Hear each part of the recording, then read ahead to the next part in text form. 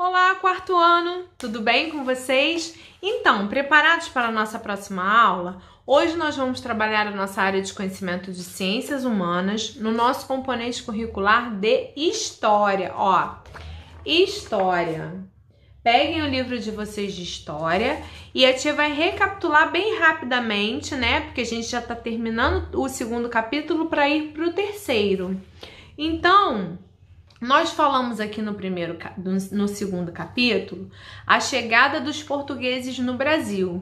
Nós falamos quando eles chegaram, nós falamos do local que eles chegaram, nós falamos também como ficaram um grupo aqui, o outro grupo partiu para as Índias.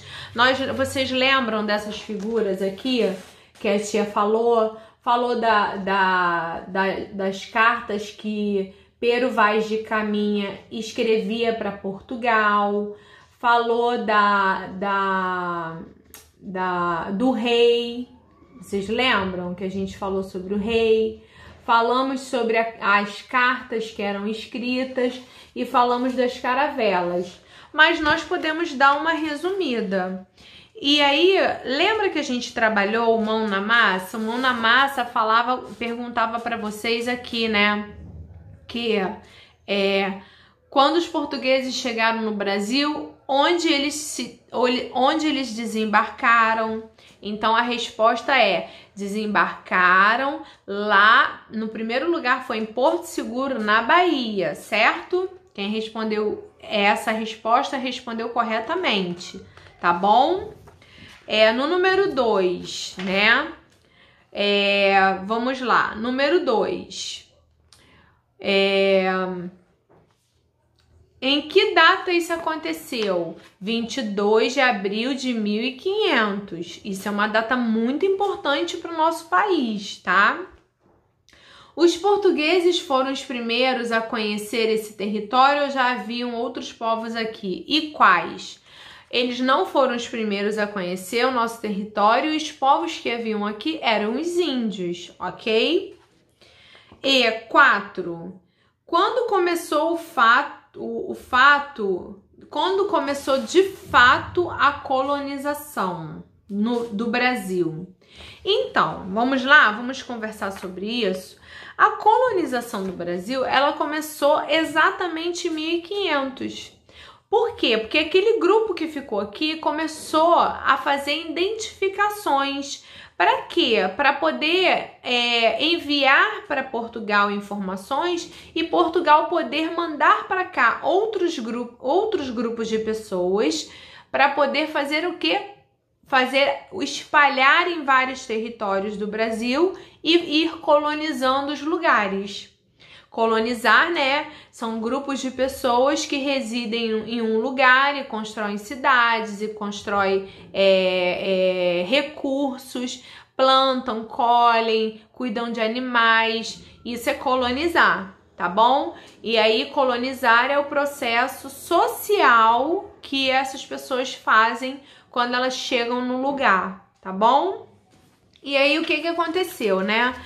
Nós sabemos, aqui tem o RA, tá? Lembra que a gente falou do RA? Não esqueçam, porque o RA é tão importante. Eu mostrei para vocês, né, que o que acontece? Pero Vaz de Caminha, ele escrevia as cartas relatando algumas coisas significativas para o rei de Portugal na época, tá? Que era D. Manuel. Na época, o rei de Portugal era D. Manuel. E aí, Pero Vaz de Caminha escrevia as cartas. E aí, como era o transporte de um lado para o outro do oceano? Através das caravelas, que hoje são as grandes embarcações, os grandes navios, tem navios que transportam, tem navios de viagens, tem navios de cruzeiro, tem vários tipos de navios, tá bom? Mas os primeiros foram as caravelas, e aí vocês precisam entender que existiu todo esse processo. o grupo que ficou aqui, que escrevia para Portugal. O rei recebia as informações, identificou que aqui era uma terra muito rica e muito próspera e enviou outro grupo de pessoas em 1530. E aí chegaram aqui aproximadamente uns 100 mil portugueses, e esses 100 mil portugueses começaram a ser espalhados por várias regiões para colonizar cada uma a região por onde eles foram espalhados, tá bom?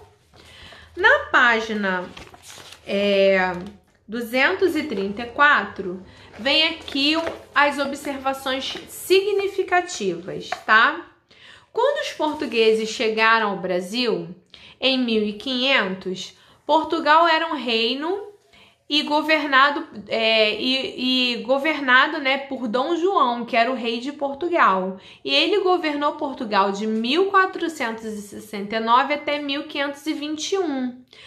Ele era o rei, tá? Os povos indígenas que viviam aqui no Brasil estavam organizados de maneira diferente do reino de Portugal.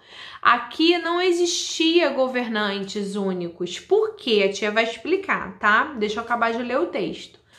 Com os portugueses, né, e os grupos de portugueses, e cada grupo de portugueses tinha um líder, os indígenas, eles não conseguiam entender como era esse processo. E nem os portugueses conseguiam entender como era o processo dos índios. E isso teve vários acontecimentos significativos, que é o que a tia vai expressar para vocês agora. O que aconteceu? Cada grupo tinha seu próprio líder. Os indígenas, cada grupo de tribo tinha seu próprio líder. Pelo fato de que os índios, né, os indígenas, serem diferentes e não terem um rei nem leis escritas, tá? Os portugueses acharam que os nativos eram selvagens e inferiores, pois não tinham nenhum rei nem lei. O que se iniciou como encontro pacífico, com o passar do tempo e com a chegada dos colonizadores portugueses, que foram esses grupos que chegaram depois, transformou-se em uma relação marcada por muitos conflitos. Por que a tia quer dizer isso? Por quê? Quando os portugueses chegaram aqui no primeiro momento, eles encontraram os índios e eles viram que os índios tinham um modo de vida diferente. Eles viviam em grupos e tinham várias tribos. E cada tribo tinha uma forma de falar, uma forma de se organizar, uma forma de se alimentar. E elas eram muito independentes uma das outras, tá? E todas as tribos tinham um pajé. É como se fosse o rei de um país ou o presidente de um país. Só que imagina que tinham muitas tribos e cada tribo tinha um líder. E aí também tem aquela expressão, né, de que o pajé ele ficava no centro da tribo e todas as outras ocas daquela tribo, de cada família que era construída, ficavam ao redor do centro daquela oca principal que era do pajé. E isso, durante algum período, foi muito pacífico. Porém, o que aconteceu? Os portugueses queriam obrigar os índios, que eram livres, que andavam nus, que comiam coisas simples, que eram plantadas, que eram frutos, que eram raízes, que eram coisas da natureza. Os portugueses queriam fazer o quê? Queriam escravizá-los e colocá-los para trabalhar, tá bom? Então aqui tem algumas observações para vocês. Ó, inicialmente os portugueses fizeram os índios trabalhar no corte da árvore de pau-brasil. Lembra que eu falei que houve...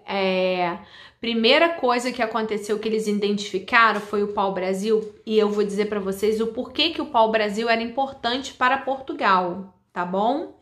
E eles tiraram o pau-brasil da gente durante 300 e poucos anos para produzir uma tinta que o pau-brasil tem, que é vermelha, para tingir os tecidos lá na Europa. Eles tiravam daqui, levavam para a Europa para produzir essa tinta vermelha que saía do pau-brasil e tingir os tecidos. Olha que coisa, né?